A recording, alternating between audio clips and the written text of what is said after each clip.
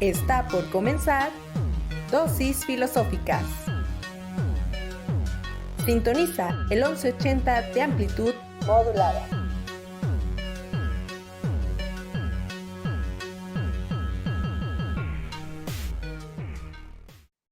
Tiempos difíciles crean hombres fuertes. Hombres fuertes crean tiempos fáciles. Tiempos fáciles crean hombres débiles. Hombres débiles crean tiempos difíciles. Michael Hobbes, novelista. Muy buenos días, buenas tardes o buenas noches. Tengan todas, todos, todos ustedes. Bienvenidos una tarde, mañana o noche más en su programa Dosis Filosóficas. Nos encontramos súper gustosas de que estén aquí con nosotros este jueves. Y dije gustosas y nosotros porque otro programa con paridad, señoras y señores, otro. Ya no tenemos minoriteado al Rubén, ahora resulta que ya estamos 2 y 2, así que jalemos parejo. Yo soy Arely López y bueno, pues ya que empecé con él, te saludo Rubén del otro lado de la línea. ¿Qué tal? Buenos días, buenas tardes o buenas noches, tengan todos ustedes. Bienvenidos a este su programa Dos Filosóficas, como saben ya, desde su Rubén ya me delataron. Estaba incógnito, pero ya... Ah, es cierto, ¿no? Me delata la cara, ¿no? Eh, sí, pues nada, tenemos otro temazo como siempre. Tenemos... eh, es que aquí no faltan temas grandes, gente, no faltan nada. Es como... Ay, uy, me voy otra vez, ¿eh? Pero me acuerdo que cuando yo tenía... Me acuerdo cuando iba en la secundaria y no me invitaban mucho a las fiestas, pero las fiestas que me invitaban no faltaba en los 15 años el platito de pollo, no faltaba. Ah, bueno, ese platito de pollo que no faltaba en las fiestas son los temazos que tenemos en dosis. Fíjate la analogía, ¿no? Fíjate la metáfora del pollito en la fiesta, ¿no? Pero bueno, nada, aquí continuamos presentando. Jessy, ¿qué tal? ¿Cómo está? ¿Cómo estamos? Hola, muy bien, contenta. Ya saben, siempre estar acompañados y bueno, ya dijo mi nombre Rubén, soy Jessica, y bien feliz porque hoy tenemos un invitazo especial. Aquí lo puede ver, es Eduardo Girales, licenciado en Educación Secundaria con especialidad en Español. Bueno, él es docente, ya tiene experiencia, me parece ya muy feliz porque justo y ahorita nos hacía la analogía Rubén o una metáfora porque el temazo de hoy tiene que ver con una metáfora que ha estado por ahí en nuestros tiempos actuales y es la generación de cristal. Y bueno, antes de entrar al tema, pues adelante Eduardo, tú estás diciendo algo, corrígeme por favor. Con base en tu experiencia en docente. Ok, buenas noches, buenas tardes, buenos días, lo dije al revés, ¿no? Según sea el caso, como dicen. Es un placer para mí estar aquí con ustedes. Y sí, en efecto, como menciona Jessica, voy a estar compartiéndoles un poquito de lo que yo he podido apreciar en mi experiencia en mi trabajo y un poquito de una reflexión que he hecho a partir pues, de vivencias, ¿no? A final de cuentas, pues la diferencia esta que existe entre las generaciones nos permite tener una distinta perspectiva de las cuestiones que suceden, fenómenos como este, que es un fenómeno social. Bueno, sí, sobre todo porque además luego las palabras denotan, ¿no? Situaciones diferentes y pues no sabemos que no es lo mismo decir, no sé, interrupción voluntaria del embarazo que aborto, ¿no? O que no es lo mismo decir, mota que marihuana, ¿no? Aunque la sustancia sea la misma, hay connotaciones y denotaciones en el lenguaje, ¿no? Claro que tú lo sabes, eres el especialista acá, bilingüe, por cierto. Y justamente, pues lo primero con lo que yo me encontré es que es una noción, generación de cristal, que regularmente es utilizada de manera despectiva, ¿no? Es decir, no se pretende con ella ser tanto, diría yo, es un adjetivo descalificativo en vez de un adjetivo calificativo, no enuncia cualidades, sino aparentes vicios, excesos o defectos, ¿no? En lo que estamos calificando. Y pues en esta dosis, tú sabes, porque no les hemos dicho que Eduardo es pues un seguidor de Dosis Filosóficas, entonces ahora está acá con nosotros, tenemos la oportunidad de compartir con él la cabina, es un gustazo.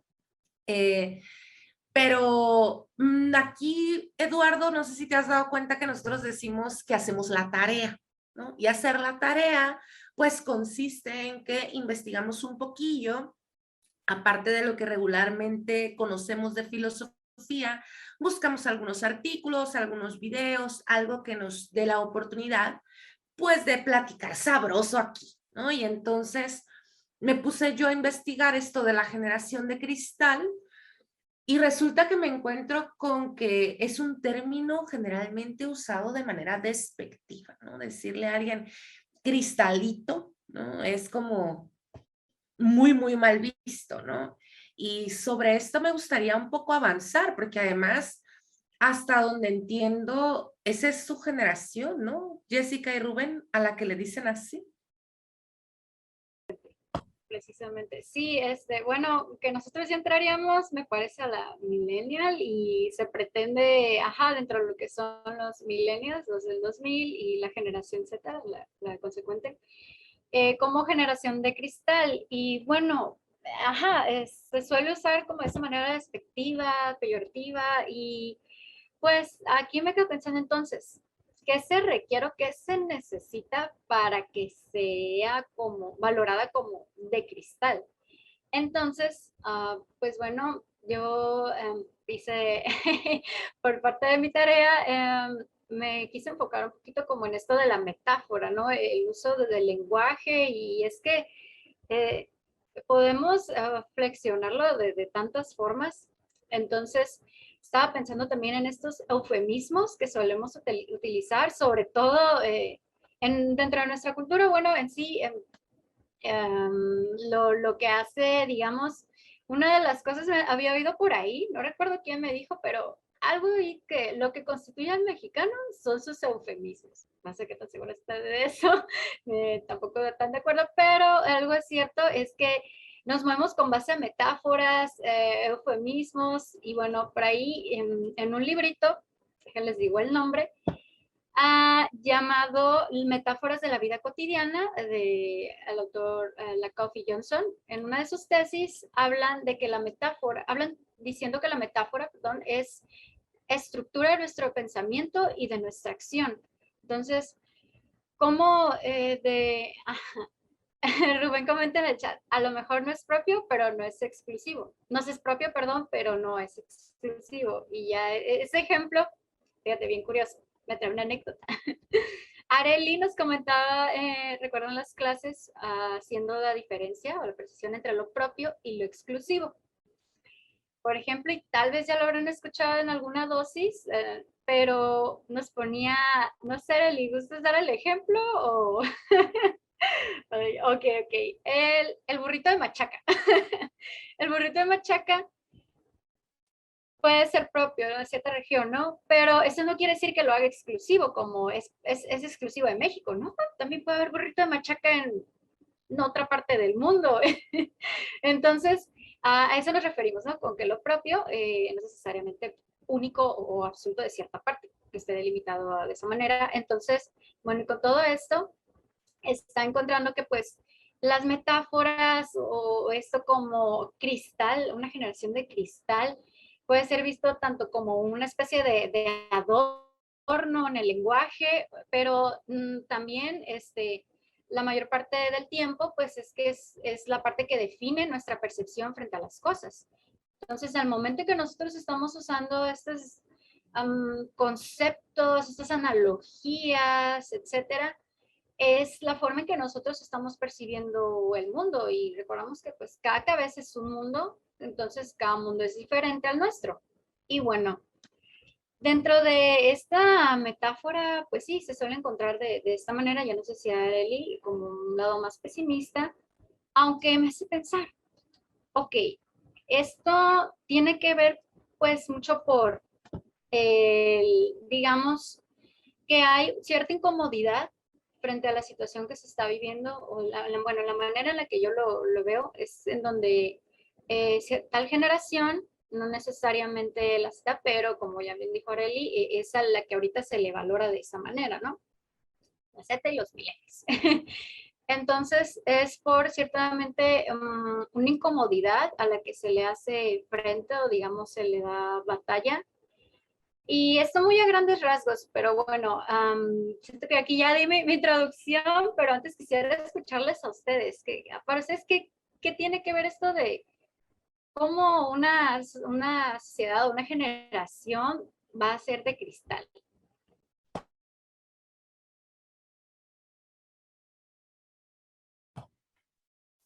Por ahí, Eduardo, nos mencionabas ahí lo que habías revisado. Ustedes decirnos, o para ti, ¿qué quiere decir esta noción? ¿Qué te hace pensar a ti? Mi percepción sobre esta generación, bueno, esta llamada generación de cristal, me preguntas. Y pues me parece una etiqueta bastante curiosa. Es lo primero que, que quiero mencionar, porque es una etiqueta, ¿no? A final de cuentas. Y es una etiqueta que difícilmente surgiría a la cual hace referencia, por esa misma naturaleza eh, peyorativa que mencionaban hace un momento ustedes. Y en parte algo que me parece que también la hace curiosa es cómo ha ido evolucionando, o sea, esta generación evolucionando, lo voy a destacar entre comillas, porque no sé, no considero que yo sea la persona apropiada para definir o decidir si se les puede llamar evolución o involución, ¿no? Porque es un cambio, claro está, dentro de nuestra sociedad de manera general. Y es un cambio que trae consigo muchas cosas positivas, pero también otras que no lo son tanto. ¿A qué me refiero? Eh, Hace algunos pocos años, por ejemplo, el desarrollo humano desde pequeño era considerablemente distinto de lo que podemos observar en la actualidad. Algunos podrán notarlo, algunos de una manera muy ligera, algunos ni siquiera se lo plantearán, va a depender mucho de la edad del individuo, ¿verdad? Todo pudiera parecer bastante monótono, poco cambiante, las rutinas parecen ser las mismas de siempre, ¿no? Nacer, crecer, ir a la escuela, seguir creciendo, trabajar, hacer familia, seguir creciendo y seguir trabajando, ver a tu familia crecer y pues llegar a perecer, ¿no? Seguimos viendo los patrones de comportamiento de la sociedad, patrones de siempre, patrones de toda la vida. El responsable, el alocado, el despreocupado, el irritable, el que ignora las normas, el que las viola, etcétera, etcétera. Y son patrones que vemos desde tempranas edades, desde la escuela, ¿no? El que cumple, el que no cumple, el que obedece ciegamente a los padres, los que se la llevan haciendo chistes, los que son bravucones, ahora le llamamos bullying, ¿no? Bullying, perdón. Todo pudiera parecer bastante monótono, poco cambiante, pero yo me pregunto si realmente es así. Porque también me pongo a pensar, todo esto es como para contextualizar el punto al que quiero llegar, que nos rodea en la actualidad. Y es que tenemos actualmente una serie de recursos tecnológicos que nos han venido a facilitar la vida en muchos sentidos, aunque no en todos, pero lo han hecho. Y tampoco es algo nuevo visto desde una perspectiva general, porque, o sea, ¿quién viaja en carreta jalada por caballos a sus trabajos, por ejemplo, de manera diaria? O sea, no, es natural que haya una mejora, ¿no? Pero ya entrando en el punto y dando un salto bastante amplio, temporal, para no hacer que mi intervención parezca una línea del tiempo de las últimas décadas, este, voy a tratar de enfatizar que desde mi perspectiva han sido algunas de estas tecnologías detonantes para esto que se ha convertido ahora en esta etiqueta que generaliza y se enfoca en los más jóvenes de nuestro tiempo. Y para ello me voy a apoyar de algunas experiencias propias, así como algunas que familiares o amistades míos me han podido compartir. Y en mi caso particular pudiera calificar mi propio desarrollo como un tanto curioso también. Sin indagar mucho en mi vida personal, les comparto un poquito de mi niñez, ¿no? Que era salir a jugar al patio, en mi casa, ¿no? Al parque más cercano con mi hermano, con amigos, compañeros de la escuela. Y hacíamos un montón de actividades distintas, andábamos en bicicleta, jugábamos distintos deportes, Andábamos en patines, patinetas, algunos un poquito más hábiles para alguna cosa u otra, algunos no tanto. Teníamos nuestras aventuras, ¿no? Paseábamos por casas abandonadas, correteábamos animales, andábamos por lotes baldíos, a veces peleábamos por diversión o porque nos molestábamos. Algo similar si conocen las películas, la de eso, la parte que no es de terror, donde están los niños conviviendo, algo muy similar a eso. Eh, o hay una película que se llama, me parece, Nuestra Pandilla, algo muy similar a eso, ¿verdad? ¿No? Este, jugamos con carritos, canicas, muñecos, figuras de acción que les llaman, ¿no? Entre muchísimas otras cosas. A lo mejor algunos se preguntan, ¿habían videojuegos? Pues sí había. Existían tiendas donde habían maquinitas de arcade, de arcade. Habían establecimientos donde abundaban, se dedicaban a eso como el Record, pero era otro giro distinto, otro tipo, ¿no? Este, pero en las casas a lo mejor preguntan, sí, en algunas, pero era muy poco usual. Computadores era el mismo caso, y si lo sabían, cualquiera de ambos casos era como que solo vas a estar una hora, aprovechala bien. No teníamos celulares, y los primeros celulares fueron en secundaria y eran más que todo para comunicarnos, ¿no? No existían las redes sociales pues, como las existen ahora, el internet móvil era nada que ver con la varita, difícilmente te metías a navegar para disfrutar como lo haces ahora. Antes de mi experiencia, no hay mucho que decir. Yo creo que pues disminuye la edad de las personas en el que empezaron a utilizar tecnologías y seguramente la convivencia sería similar a lo que acabo de platicar, pero probablemente un poco más rudo, ¿no? ¿Qué sucede ahora? Los niños pequeños tienen a su nueva nana tecnológica, ¿no? Las tabletas, los celulares. Antes eran las televisiones, sí, pero antes nos limitaban el uso. Yo recuerdo muy claramente que nos decían que no podemos estar mucho frente a la televisión porque nos íbamos a volver idiotas. Lo Pues siento. sí, luego las televisoras eran una cosa seria, ¿no? En algún momento, fíjate, en el programa pasado justo hablábamos del montón de estereotipos que perpetúan, ¿no? Las telenovelas y las televisoras y como toda esta forma en que fluía la comunicación antaño y cómo influenciaba muchísimo lo que una como persona podía creer o esperar del mundo, ¿no? Porque creías que era lo único que había y que no había una cosa más. Y que entonces una de las grandes bondades y ventajas que yo considero que existen para las nuevas generaciones, pues es que la conectividad permite, ¿no? Hacer un poquito más difícil la perpetuación de estereotipos porque hay posibilidad de acceso a alternativas, ¿no? Y dirán, hay quienes dirán que, pues que no, que la verdad es que la gordita que ponen como gordita también es modelo y que no todas las gorditas se ven así, que pues sí, pero antes nuestra opción era una, ¿no? Era o te queda la blusa de pañuelo o te vuelves anoréxica para que te quede, ¿no? Y ahora existe esta otra posibilidad, ¿no? De acceder a información más diversa y de hacer visibles muchos procesos y muchas situaciones, pues que antes no era tan fácil visibilizar. Sí, de hecho, ¿cómo se dice? Relacionado en parte con eso, con algo de lo que planeo hablar, de hecho, bueno, planeo hablar, que es esas mejorías, ¿no? Que mencionaba también hace un momento. Y es que, por ejemplo, con todos estos beneficios tecnológicos, ¿cuántos de los alumnos de educación básica, por ejemplo, ahorita hablando de básica hasta preparatoria, cuántos han tenido la necesidad de buscar forzosamente en un diccionario o en una enciclopedia de información? ¿Cuántos de esos alumnos han visitado una biblioteca o han tenido la necesidad de asistir a una biblioteca? Y háblese de una biblioteca ajena a la escolar. Y no es necesario, ¿no? Es una afirmación que pudiéramos decir y podemos decir que es verdad porque se puede cumplir el objetivo de una manera más práctica, ¿no? Con motores de búsqueda, con Google, etcétera, ¿no? Pero ahora ya hablaré de algo que me parece preocupante y es que me parece que se están brincando procesos sociales necesarios para fortalecer a su propia persona. ¿A qué me refiero? Personas cercanas que conozco, así como alumnos, alumnas que he tenido, han construido una concepción de la educación en la escuela de una manera bastante peculiar, en la que están tan acostumbrados a que las tecnologías hagan todo por ellos, que les den todo así tal cual, que cuando les presentas un reto muchas veces, no voy a generalizar, pero muchas veces no lo saben cumplir. He tenido la oportunidad de trabajar en primaria, secundaria y actualmente me desempeño en educación media superior. En primaria se les comprende, ¿no? Porque están literalmente entrando apenas a este mundo de saberes, pero perdería la cuenta si me pongo a pensar en las ocasiones en las que un alumno de secundaria y preparatoria no sabía hacer un resumen, que no sabía distinguir cómo utilizar una coma, un punto y coma, cuando un alumno no sabía lo que era la acentuación, porque se tiende a creer que la acentuación solo es de manera ortográfica con la tilde, pero existen otras, ¿no? Perdería la cuenta si me pongo a pensar cuando no sabían elaborar un mapa conceptual, cuando no sabían argumentar, entre muchas otras cosas.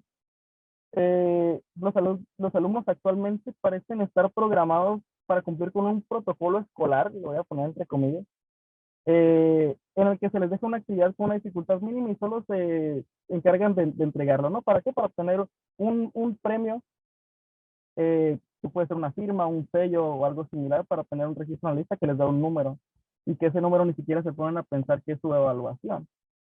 Porque también cuando escuchan la palabra evaluación parece que lo único que piensan es en un número arbitrario, en uno que está calificando o dando valor a su desarrollo cognitivo o a habilidades diversas. Personas cercanas, personas que conozco, eh, se quejan de que los profesores no explican, de que los profesores no enseñan y arman alborotos. Eh, porque sucede que entre ellos mismos, en conjunto y en muchas otras ocasiones, padres, tutores, se juntan para castigar una actitud X de un docente, ¿no? Y sin entrar en debate si tenían razón o no en dicha revuelta, se les está permitiendo que ellos crean tener el control de un sistema que en realidad está diseñado para que ellos aprendan y desarrollen habilidades. No se están dejando guiar. Y sin afán de ofender, ni mucho menos, sino para tomarlo como aprendizaje. Por ejemplo, ¿qué sucedió hace no mucho con algunos alumnos del tecnológico? Es bien sabido por quienes han circulado por las universidades que muchas veces no vas a formarte, ¿no? Pero vas a formarte por tu propia cuenta. El docente ya es un facilitador, como se dice hoy en día. Pero los jóvenes están tan acostumbrados, o muchos jóvenes están tan acostumbrados, para no generalizar, a recibir todo tal cual por las tecnologías, que si el profesor no les dice exactamente la definición de los conceptos que van a estar, los procedimientos de los proyectos, o de los procesos que necesitan aprender, se vuelven locos. Me ha tocado ver recientemente cómo, desde mi perspectiva otra vez, porque voy a hablar como alguien que no se identifica con esta generación, hacen una tormenta y se ahogan en un vaso de agua. Que si porque el profesor no les explicó bien un tema X, ellos conocen el nombre del tema X, ¿no? Por decir algo, vamos a ponerle X al tema, pero el profesor no se los explicó y les dejó un trabajo que desde las palabras de ellos es demasiado extenso e injusto. Y me pregunto yo, a esos jóvenes, ¿quiénes les enseñó a usar Facebook? ¿Quién les enseñó a usar Instagram? ¿Quién les enseñó a usar Twitter? ¿Quién les enseñó que podían ver videos en YouTube, streams en Twitch, que podían hacerlo ellos mismos, que podían instalar sus propios juegos en sus celulares, tabletas, ordenadores? ¿Quién les enseñó a jugar en línea con sus amigos? Porque son las cosas que hacen ahora. Lo hicieron ellos mismos. Ellos han sabido resolver los problemas de su vida, problemas que muchas veces, sin saber el nombre de ese tema X, o llamémosle a esto tema Y, lo lograron. Indagaron lo suficiente para conocer lo necesario para resolver la situación. Pero estos casos de molestia, de quejas, se dan cuando es con algo que a ellos no les interesa, no les agrada, consideran que tienen la razón, sin ponerse a pensar en todo lo demás. Esto es lo que sucede en las escuelas, con los padres. Ya ven que muchas veces también sucede que con los padres, pues en algunas ocasiones se salen de control los mismos hijos con ellos mismos. O que sucede también con grupos sociales que piensan distinto. Y es una cadenita que va y viene, ¿no? De ahí la cita que les compartí en un inicio, ¿no? Tiempos fáciles crean hombres fuertes crean tiempos fáciles crean hombres débiles, y esperemos que no sean en realidad débiles como para que nos creen un tiempo difícil en el futuro. Porque las tecnologías nos han facilitado y mejorado muchas cosas y muchos aspectos de nuestra vida, pero a veces no nos ponemos a pensar en el trasfondo, en si estábamos preparados para recibirlas, sin permitir que nuestros jóvenes tuvieran un cambio como el que se está percibiendo, al grado de que se les empieza a etiquetar como se les está etiquetando. Sí, y me recuerda mucho digamos, una dialéctica de la ilustración que por un lado digamos, estas nuevas formas de conectividad, ¿no? O de relacionarnos con con otra gente a partir de las redes sociales, eh, pareciera que de alguna manera nos están abriendo nuevos horizontes, ¿no? De libertad, pero a la misma vez nos están esclavizando, nos están quitando, o van generando nuevas formas de dominio, más que nada. Eh, no jales que descobijes, más bien, ¿no? O sea, sí, más bien que vas, digamos, abriendo una puerta, pero estás dejando descubierto otro lado, ¿no? Y por más que creamos que estamos bien respaldados por la tecnología o por el Internet, siempre a fin de cuentas eh, queda una parte, ¿no? Descubierta. Queda una parte descubierta. Y bien, esta metáfora, pues, ¿no? Que ya se venía mencionando, me deja a mí muy inquieto, ¿no? O sea, me hace mucho ruido porque un cristal, ¿no? Haciendo alusión a a la delicadeza, a la fragilidad del cristal. Pero yo creo que hay cosas más frágiles que un cristal, no sé, un, un mazapán, pongamos, que también se utiliza, ¿no? La metáfora del mazapán, la generación de mazapán, que también se nos adjudica esa palabra. Pero, ¿por qué es más usado, por qué es más conocido el cristal, ¿no? ¿Por qué solamente nos quedamos con la imagen del cristal por la fragilez, o por la fragilidad, perdón, ¿no? Cuando podría ser que además de la fragilidad del cristal, pudiéramos enfocarnos en la transparencia, ¿no? O en la transparencia de las ideas, o en la transparencia de la generación que, digamos, permite ver o dilucidar de alguna manera lo que hay detrás, lo que constituye el cristal, o lo que constituye la estructura, pues, ¿no? Eso a mí me parece muy interesante, quizá sirva más bien como un prisma, ¿no? O un lente, que no tanto, que no nos fijemos tanto en en la delicadeza de la caída, ¿no? En la caída del cristal y que se rompa, sino en la forma que permite ver a través del cristal, o aquello que permite que veamos a través del cristal. No sé, eh, es muy interesante y analizar esa metáfora, pues, analizar esa metáfora a mí me inquieta mucho, pues, porque puede ser de muchas maneras interpretada a la generación. Y, y es muy curioso que lo entendamos como algo despectivo, y es cierto que así de ese modo se nos habla, pues.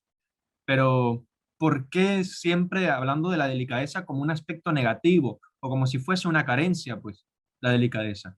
¿Qué necesitamos para hablar de la delicadeza? ¿Cuándo se da cuenta alguien que algo es delicado? Cuando hay un golpe, ¿no? Pero ¿por qué estamos constituyéndonos a nosotros mismos o relacionándonos con nosotros mismos a partir de los golpes?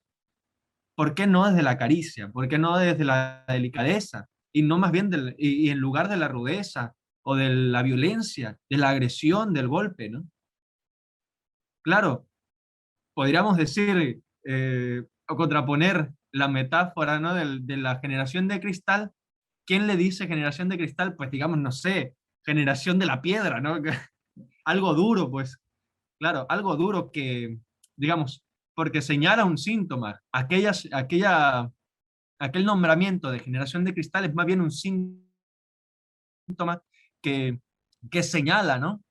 Las luces y las sombras de nuestro tiempo.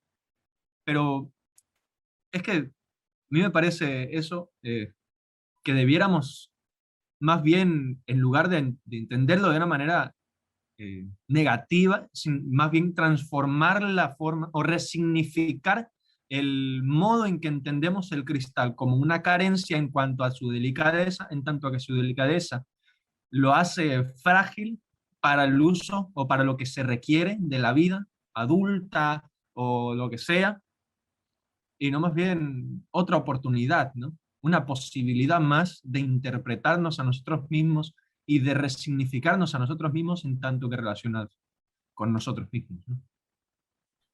Sí, fíjate que pues un filósofo que hablaba, ¿no? De más o menos de lapsos de generaciones, era Ortega y Gasset, ¿no?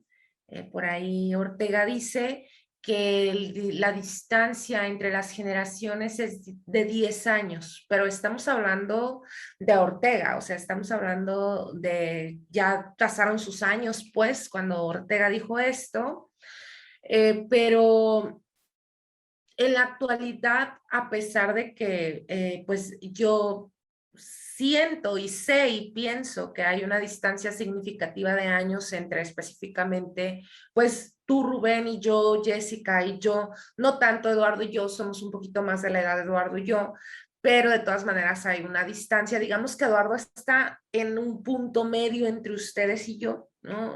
Hablando de años.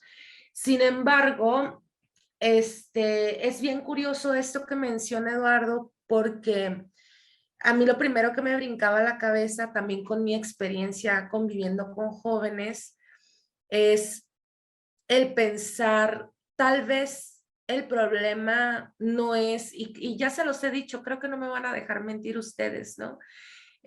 Tal vez el problema no es que no les interese nada, sino porque no estoy viendo lo que les interesa, ¿no? ¿Qué están viendo ellos en lo que les interesa? Que para mí ya no es posible mirar. ¿Con qué ojos están mirando qué cosas? ¿No? ¿En qué momento quede fuera del juego? Y no porque esté como el abuelo de los Simpson diciendo que ya no soy parte de esta onda y todo ese rollo, sino más bien como recordar un poco también cuando yo consideré valiosos ciertos actos, ciertas ideas, ciertas posturas, y que fue muy sencillo para la gente con más años o más experiencia que yo, pues decir que no sabían por qué yo le daba importancia a esas cosas, que tal vez eso no era filosofía, ¿no? Y ahora resulta que sí es, ¿no? No me voy a apasionar demasiado, pero a lo que voy es que creo que sí es importante que nos cuestionemos en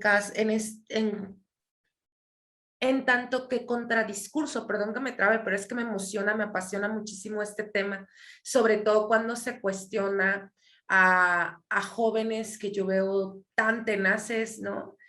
Que sí les interesa, o sea, cuando dice alguien, no, es que pues no les interesa nada, no, alto, o sea, a ver, ¿qué tal que sí les interesa algo y tú no lo estás viendo? Por lo menos eso es lo que yo todo el tiempo me cuestiono y trato como de la manera más respetuosa de ponerme a un ladito y hacerle, Rubén, ¿qué estás viendo, Rubén?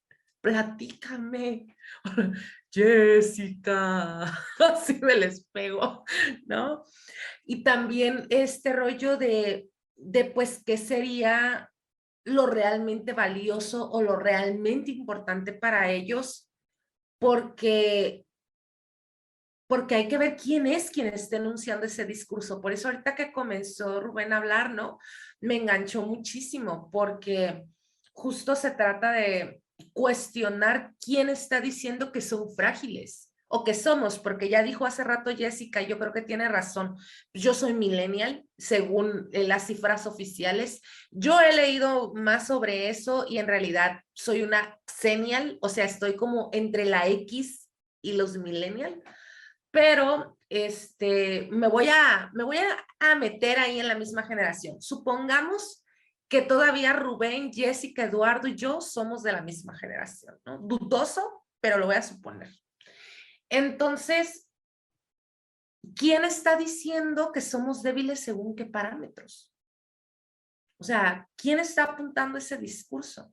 Ay, si no aguantan nada, pero a ver, ¿qué es lo que no estamos aguantando? ¿Por qué tendríamos que aguantar algo? ¿No? Y si me muestras un argumento o una razón por la cual aguantar algo, pues bueno, ¿no? Tal vez si yo tengo que aguantar dolor porque me duelen las agujas, pero le voy a donar sangre a un humano para que siga vivo, pues ahí puedo aceptar aguantar dolor permanente mientras me estén sacando sangre, pero si aguantar quiere decir tener que agachar la cabeza cuando alguien me está violentando en público, pues no tendría por qué aguantar de manera necesaria. O sea, yo creo que sí es importante un poquillo este asunto de ver bajo qué criterios o bajo qué parámetros se está legitimando o visibilizando tal o cual discurso.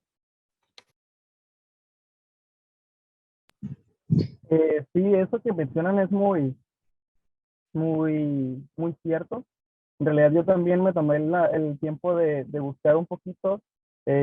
Primero saqué mis ideas, ¿no? Mi experiencia, lo que yo entendía por generación de cristal, de acuerdo con lo que yo observaba, pero sí notaba que había mucha gente hablando sobre eso en referencia a lo que acabas de mencionar, de que qué necesidad hay de estar aguantando, ¿no? O sea, por qué esa necesidad de yo aguantar algo?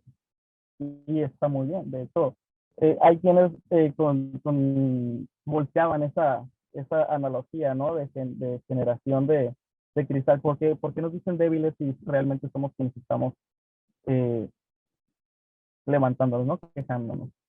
Pero ahí es donde hablábamos que depende mucho de la perspectiva de donde se vea. Porque, por ejemplo, si lo vemos desde una perspectiva deportiva, por decir algo, ¿no? Eh, los músculos, cómo se desarrollan, cómo crecen, dándoles carrilla, ¿no? Dándoles chamba, dándoles trabajo. Y si uno no le sufre, realmente va a poder lograr destacar en X deporte. O los que van al gimnasio, ya ven que tiene su lema, ¿no? Los que van al gym, dicen, sin dolor, no, si no duele, no sirve, ¿cómo dicen? Este, entonces, en esos casos, eh, pues me parece prudente, ¿no? Y precisamente es, va por ahí algo que yo mencionaba hace un momento de que se está, posiblemente en algunos casos como ese que acabas de mencionar, Arely, de que pues aguantar discriminaciones o actitudes peyorativas, discriminatorias, no está bien, ¿no? Pero a lo mejor en algunos casos sí es necesario, como en la escuela. Por ejemplo, y otra vez, ¿no? Ya salí con mis cosas de profe. Pero, por ejemplo, hay ocasiones en las que necesitan activar un poquito más ¿cuál es el término? El desarrollo cognitivo. El empezar a enfocarse un poquito más en desarrollar el pensamiento crítico, por ejemplo, y muchas veces se van con que, copiar y pegar, ya lo entregué o lo leo en la exposición, ¿no? Y dónde es esa reflexión, muchas veces la comprensión lectora dice que, y el cerebro también es un músculo, por ejemplo.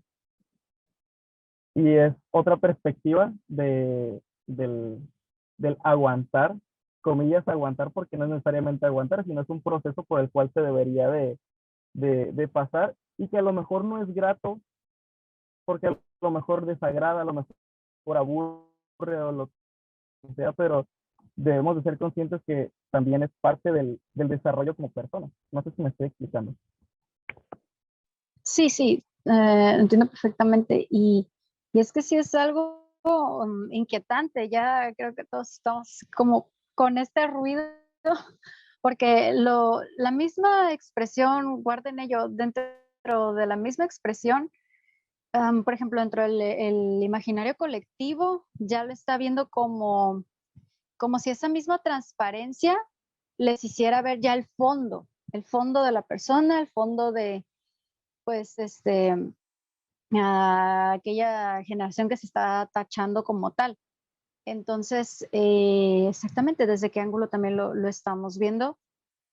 Y bueno, y es que este es un rollo que no viene ahora actual, sino que ahora le dimos el nombre, o ahora se le dio el nombre, pero es algo que creo que se ha visto durante muchísimo tiempo, cada época, por ejemplo, los movimientos sociales, igual y no tenían la etiqueta como tal, pero era esto mismo, pues, era esto mismo de señalar a tal generación por alzar la voz, por levantarse en contra de lo que no creían justo, no creían bien dentro de su contexto y que pues ahora nos podría parecer la cosa más normal del mundo, pero que antes era mal vista o antes era cosa de algo extraño o incluso algo inusual, pues.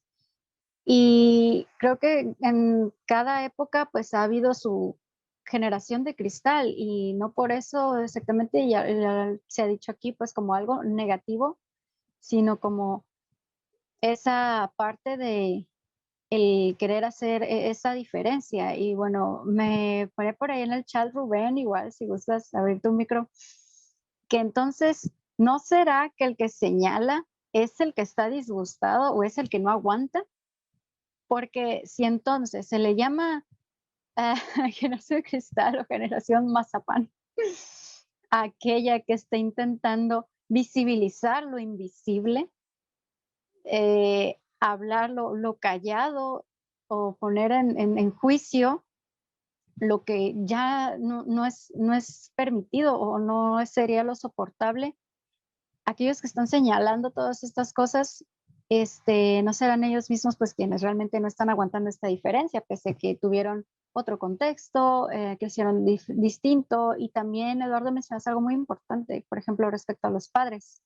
Y creo que es una cuestión, pues, que también hace bastante ruido, porque la manera en que, pues, vamos creciendo también o que somos educados, igual, no todos, pues, crecen, ya sea con tutores, hermanos mayores, etcétera, pero aquellos con los que están al cuidado o tienen la tutela, vaya, de estas criaturas, de esas pequeñas criaturas que siguen en formación, pues claro que va a repercutir también pues esos cambios. Entonces, pues bueno, ya tenemos el tiempo encima.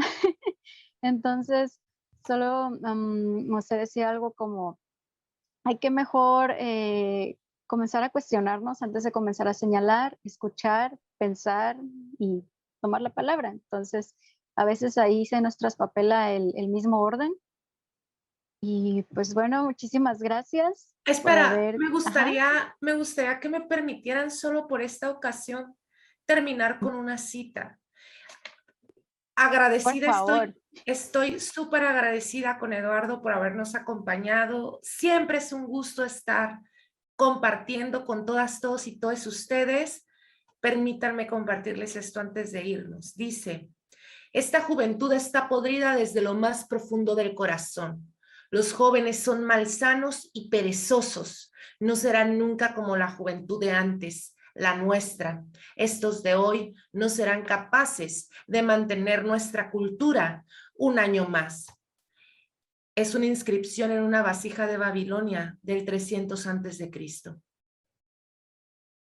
Esto fue Dosis Filosóficas. Que les vaya bien.